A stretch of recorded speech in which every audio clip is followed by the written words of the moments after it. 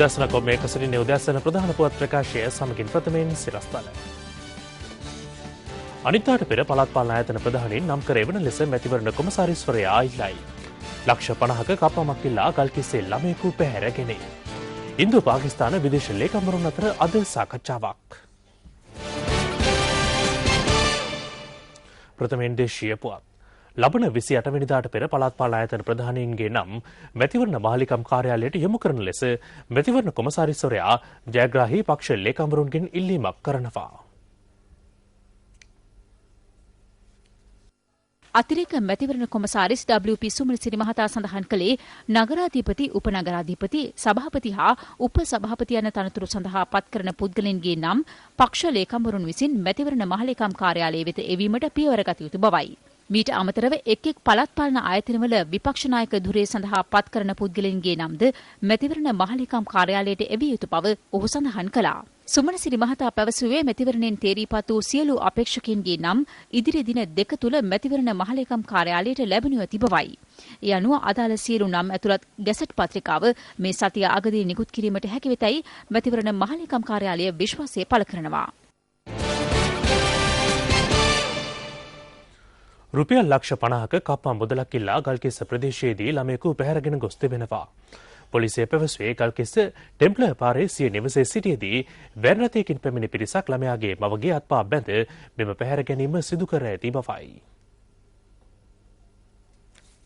මෙලෙස පැහැර ගැනීමට ලක් ඇත්තේ කොළඹ ප්‍රධාන පාසලක ඉගෙනුම ලබන 15 හැවිරිදි ශිෂ්‍යයෙක්. ඔහුගේ පියා ප්‍රසිද්ධ සමාගමක පර්යේෂණ අධ්‍යක්ෂකවරයෙක් වන අතර ළමයා පැහැර ගන්න අවස්ථාවේ ඔහු මහනුවර ප්‍රදේශයේ සංචාරයක් සඳහා ගොස් සිටි බවද පොලිසිය සඳහන් කළා. පොලිසිය පැවසුවේ ළමයා පැහැරගත් පිරිස ඔහුගේ පියාගෙන් ලක්ෂ 50ක කප්පම් මුදලක් ඉල්ලා දුරකථන ඇමතුම් දී ඇති බවයි. සිද්ධිය සම්බන්ධයෙන් ගල්කිස්ස පොලිසිය පරීක්ෂණ ආරම්භ කර තිබෙනවා. බෝනෝන රෝග පිළිබඳව ජනතාව දැනුවත් කිරීමේ දීප ව්‍යාප්ත වැඩපිළිවෙලක් ආරම්භ කිරීමට සෞඛ්‍ය අමාත්‍යාංශය තීරණය කර තිබෙනවා. පසුගිය වසර කිහිපය තුළ බෝනෝන රෝග ව්‍යාප්තිය ශීඝ්‍රයෙන් නිකළ යාම ඊට හේතුවයි. සියලු අමාත්‍යාංශ හා රාජ්‍ය ආයතන ඒකාබද්ධව මෙම දැනුවත් කිරීමේ වැඩපිළිවෙල ක්‍රියාවට නැංවීමට නියමිතයි. මේ යටතේ සෑම පුද්ගලෙකුම ආවරණය වන පරිදි බෝ නොවන රෝගවලින් වළකින්නේ කෙසේද යන පිළිබඳව දැනුවත් කරන බව සෞඛ්‍ය අමාත්‍යාංශය සඳහන් කළා.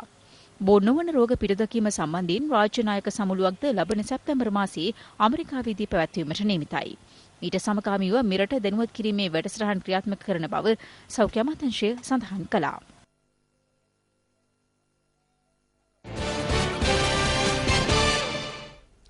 මෙරට යුද අපරාධ සිදු ඇති බවට බ්‍රිතාන්‍ය චැනල් 4 නාලිකාවල දැක්වූ වීඩියෝ පටය සාවාත්‍ය කරුණු වලින් සමන්විත බව උගත් පාඩම් හා ප්‍රතිසන්ධානය පිළිබඳ ජනාධිපති කොමිසම කළ පරීක්ෂණයකදී අනාවරණ වී තිබෙනවා. එම කොමිසම පැවසුවේ තාක්ෂණික විශේෂඥයන් මාර්ගයෙන් එහි දර්ශන පිළිබඳ පුළුල් විමර්ශනයක් කළ බවයි.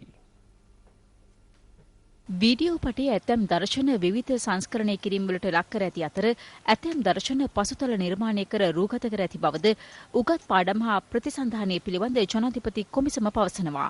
එම කොමිසම ප්‍රකාශ කළේ චැනල් 4 වීඩියෝ පටය සම්බන්ධයෙන් විවිධ විශේෂඥයන් දැක් වූ අදහස්ද සැලකිල්ලටගත් බවයි. ඒ අනුව මෙම පරීක්ෂණයේ ප්‍රතිඵලද උගත් පාඩම් කොමිසමේ අවසන් වාර්තාවට ඇතුළත් කිරීමට නියමිතව තිබෙනවා.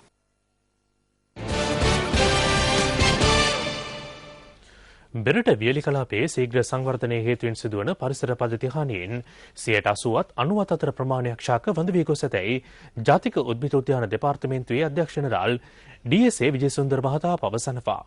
ඔහු සඳහන් කළේ හේතුවෙන් ශ්‍රී ලංකාවට ආවේනික ශාක වර්ග වැඩි සංඛ්‍යාවක් දැනට ඉතිරිව ඇත්තේ තෙත් කලාපයේ සහ කඳුකර ප්‍රදේශවල බවයි. ජාතික උද්භිද උද්‍යාන දෙපාර්තමේන්තුවේ අධ්‍යක්ෂ ජනරාල් ඩී.එස්.ඒ. විජේසුන්දර මහතා පැවසුවේ මෙරට වඳ වී යාමේ තර්ජනයට ලක්ව ඇති ශාක කිහිපයක් පේරාදෙණිය උද්භිද උද්‍යානයේ ඇති බවයි. ඒ අතුරින් වැලියත්තා කුලයට අයත් ඇල්ෆොන්සියා හොටෙස් ශාකය මිහිපිට වෙනත් ස්ථානයක දැකගත නොහැකි බව ඔහු පෙන්වා දෙනවා.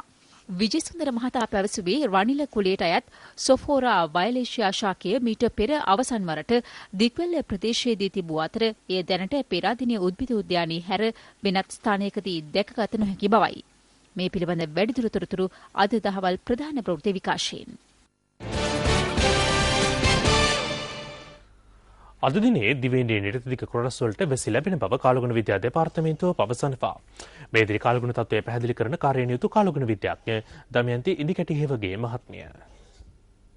බස්නාහිර සබරගමුව සහ මධ්‍යම පළාත්වලත් ගාල්ල සහ මාතර දිස්ත්‍රික්කවලත් තැනින් තැන වැසි ඇති වේවි. ඒ වගේම සවස් කාලයේදී සවස් 3න් විතර පස්සේ ඌව නැගෙනහිර සහ උතුරු මැද පළාත්වල ස්ථාන ස්වල්පයක ගිගුරුම් සහිත වැසි වර්ධනය වීමක් තමයි අපි අද දිනේදී බලාපොරොත්තු වෙන්නේ.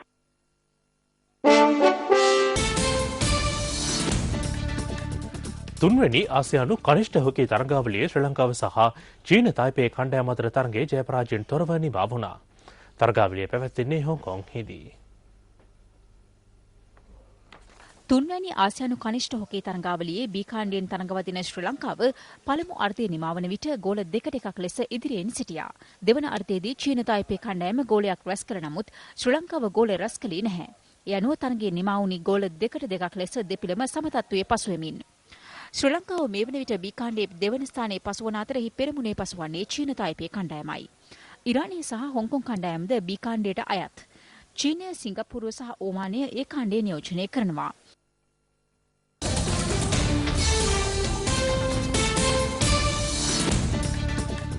අන්තර්පළාත් පන්දුවාර 2020 ක්‍රිකට් තරගාවලියේ කඳුරට සහ බස්නාහිර කණ්ඩායම් අතර තරගය අද කොළඹ ආර් ප්‍රේමදාස ක්‍රීඩාංගණයේදී පැවැත්වෙනවා.